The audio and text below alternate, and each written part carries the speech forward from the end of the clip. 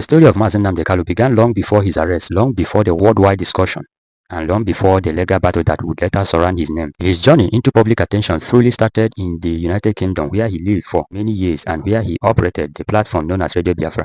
From that small studio in UK, he sent strong messages about the history of Biafran struggle, the suffering of the Igbo people after the Civil War, and his belief that only a separate Biafran state could guarantee freedom for his people.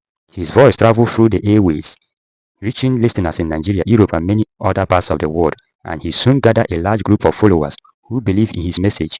In those early broadcasts, Kanu spoke openly about issues that many people were afraid to talk about.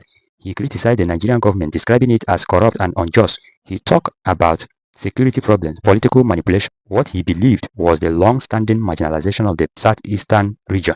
To many people, his word came like fire, waking up old memories of the Civil War, but also creating a new sense of hope that the dream of Biafra was not completely dead.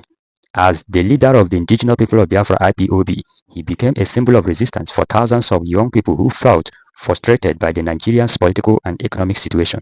However, his rising popularity also brought him into direct conflict with the Nigerian authorities. The government saw his broadcasts as dangerous, describing them as capable of causing unrest, division, and even violence.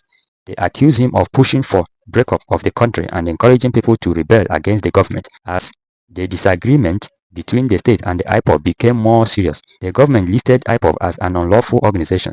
This sharpens the tension even more because it meant that anything connected to his activities could be seen as a crime. For years, Nnamdi Kanu continued speaking from abroad, but in 2015, everything changed when he traveled to Nigeria. He entered the country quietly without making noise or public announcements.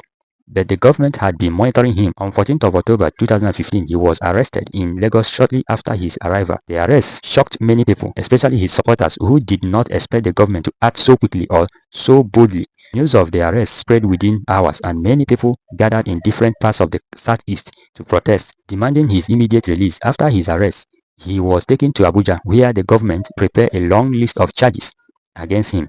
These charges including treasonable felony, operating an unlawful group, importing radio equipment illegally, and other offenses the government believed were connected to his agitation for Biafra. When he was brought to court for the first time, he pleaded not guilty to the charges.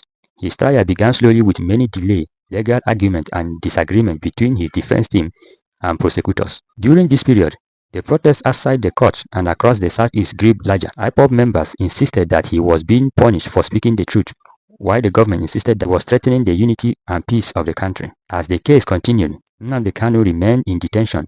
His lawyers complained that he was being held in harsh conditions and that his health was suffering. They made several applications for bail,